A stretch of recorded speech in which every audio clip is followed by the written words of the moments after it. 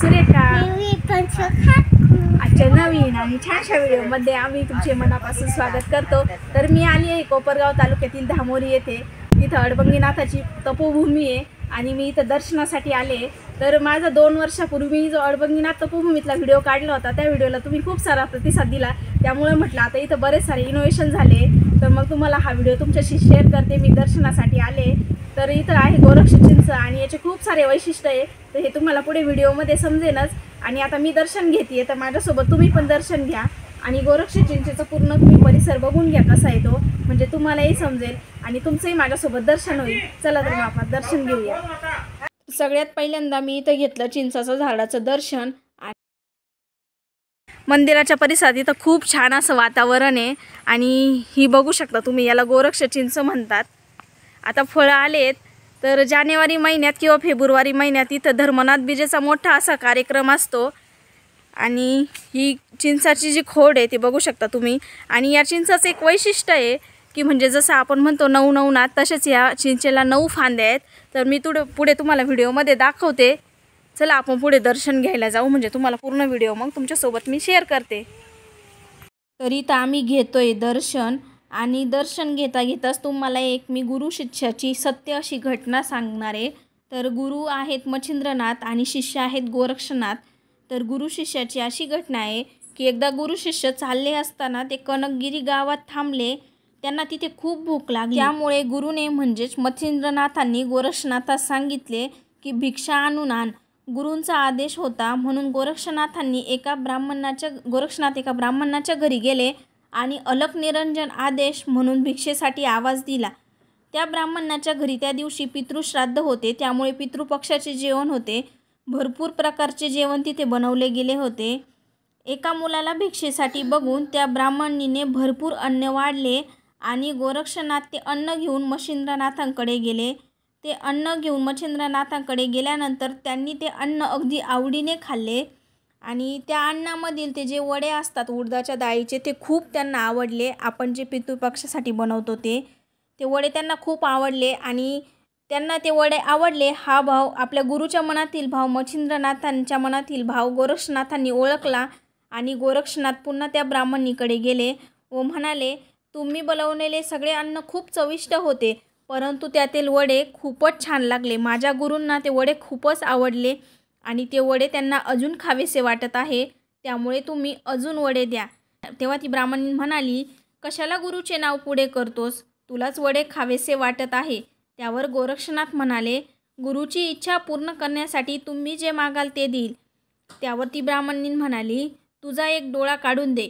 हे ऐकून गोरक्षनाथांनी कसलाही क्षणाचाही विचार न करता दोन्ही बोटे खुपसून आपला एक डोळा ब्राह्मणीच्या समोर काढून दिला।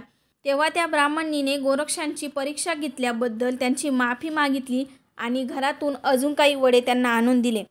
ते वडे घेऊन गोरक्षनाथ मच्छिंद्रनाथांकडे पोहोचले आणि मच्छिंद्रनाथांनी गोरक्षनाथांचा एक डोळा झाकलेला बघितला। तेव्हा त्यांना विचारले की काय झाले। तेव्हा गोरक्षनाथांनी सर्व घडलेली घटना मच्छिंद्रनाथांना सांगितली। तर त्यावर मच्छिंद्रनाथांना खूप वाईट वाटले की आपल्यासाठी एका शिष्याने डोळा काढून दिला।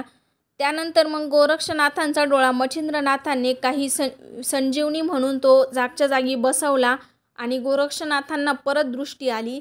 असं हे गुरु शिष्याचं नातं होतं आणि खूप छान होतं। अशी ही कथा होती, तुम्हाला थोडक्यात म्हटलं शेअर करूये। आणि नवनाथ भक्तिसार मराठी ग्रंथामध्ये ही 9व्या नंबरचा अध्याय हा, त्यामध्ये हे दिलेलं आहे सर्व। तर तुमच्या कोणाकडे जर नवनाथ भक्तिसार असेल तर त्यांनी जरूर वाचावा, खूप काही घेण्यासारखं आहे त्यामध्ये। तर हा बोगदा बघू शकता तुम्ही, हा नैसर्गिकरित्या झाडाच्या खोडातून म्हणजे ही टोक ते टी टोक असा तयार झाला आहे आणि इथं रुईल दिसली मांजर। तुम्ही तो बोगदा मागे बघितलाच असेल कसा आहे तो। तर तुमच्यासोबत माहिती शेअर करता करता इथं मी दर्शन पण घेते आणि इथं घेतलं उमराच्या झाडाचं दर्शन। इथं शेजारी शनीचं मंदिर पण होतं, तिथं पण मी दर्शन घेतलं। आणि गर्दी ही असतेच, म्हणजे गुरुवार जरी नसला तरी गर्दी ही नेहमीच असते। मे बी सोमवारी हा व्हिडिओ शूट झालेला आहे तरी पण गर्दी आहेच, बघू शकता तुम्ही। आणि इथं मी लावते अंगारा, हा होमातला अंगारा आहे, म्हणजे नारळ आपण जे होमात टाकतो त्याचा अंगारा आहे हा। तर मी इथं रुईला लावला, मी लावला आणि इथं चालले मंदिरात आता दर्शन घ्यायला। तर सगळ्यात सुरुवातीला म्हणजे इथं मंदिर त्यांनी धुतलेलं होतं, त्यामुळे थोडंसं ओलसर आहे. म्हणजे सेवा म्हणून कोणी कोणी काही ना काही करतच असतं असं. तर इथं आम्ही घेतोय दर्शन आता. आणि इथं रुईला वाजवायची होती घंटी. सगळ्यात सुरुवातीला इथं घेतलं मी पादुकांचं दर्शन. धर्मनाथ बीजेच्या वेळेस या पादुकांची म्हणजे मिरवणूक काढतात भरपूर मोठी आणि खूप मोठा कार्यक्रम असतो धर्मनाथ बीजेच्या वेळेस. ज्यांना म्हणजे यावं वाटत असेल त्यांनी नक्की यावा. मी पूर्ण ॲड्रेस पण सांगते. तर पूर्ण ॲड्रेस आहे धामोरी, कोपरगाव तालुका, जिल्हा अहमदनगर. आहेत नवनाथांचे मी तुम्हाला नावं सांगते. अडबंगीनाथ, चरपटीनाथ, जालिंदरनाथ, गोरक्षनाथ, कानिफनाथ, मच्छिंद्रनाथ, चौरंगीनाथ, रेवणनाथ आणि भरतरीनाथ. नवनाथांच्या पावन स्पर्शाने धामोरीमध्ये अगदी प्रसन्नमय वातावरण तयार झालं आहे आणि धर्मनाथ बीजेचा खूप मोठा कार्यक्रम असतो. माझ्याकडं तो व्हिडिओ आता सध्या नाही आहे, पण तुम्हाला हवा असेल तर मी नक्की तुमच्यासोबत शेअर करेल. तर तो व्हिडिओ मी शूट केला होता, पण मी आपल्या चॅनलवर अपलोड केला नाही. तर तुम्हाला हवा असेल तर नक्की सांगा, मी तो व्हिडिओ नक्की तुमच्यासोबत शेअर करीन. तर इथं आम्ही घेतोय आता दर्शनं, रुई आणि मी. मस्त दर्शनं झाले आमचे आणि खूप छान वाटलं दर्शनं झाल्यानंतर.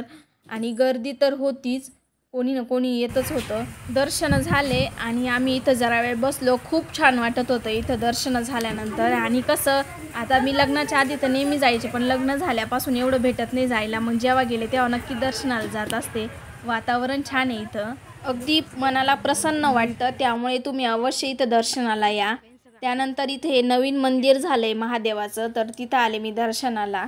हे मंदिर पहिल्यांदा सुरुवातीला जेव्हा आपण सुरुवातीला जातो तिथंच होतं, पण आता ते पाडून आणि इकडं नवीन बांधलं आहे आणि छान बांधलं आहे. हे एवढ्यातच बांधले नवीनच. तर इथं घेतो आता आम्ही दर्शनं. आणि रुईला जे ते पिंडीवरती पाणी पडतं ते हवं होतं, तर ते नव्हतं, मी तिला दिलं वरतून. आणि आम्ही घेतो इथं दर्शनं.